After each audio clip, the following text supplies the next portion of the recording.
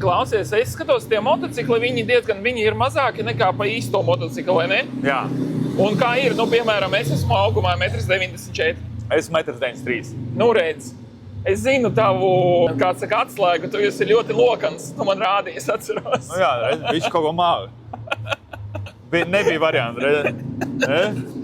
Man jātrenējās, savādāk man nav varianti. Saprot, man viss saka, ka tu esi tāds garš, tev ir grūti braukt. Es saku, pagaidi, kāds piedzīmē, es jau nevaru savu kājas nogriezt. Pareizi, Tad sanāk, man jāpielogojas, lai man ir ērti, jā. Un vienmēr jau tā problēma bija man, ka es piedzīmu tik garš, bet ar problēmām jācīnās un pašam jārisinās. Bet sanāk, tad arī garāk normāli cilvēki šitien ar tiem močiem var braukt. Tehniski tev visu to pašu jādara uz šitā mocu, ko tad dara uz lielā moča. Gan rokas, gan kājas, gan vispārējais tev jādara tāpatās.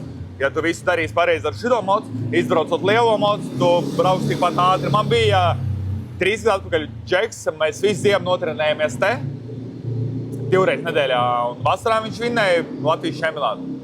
Bet pirms tam viņš nekad nav 2 treniņus izbraucis pirms ziemas pa lielo trasu, tad visu ziemu notrenējās pie manis un vasarā vinnēja Latvijas čempionātu.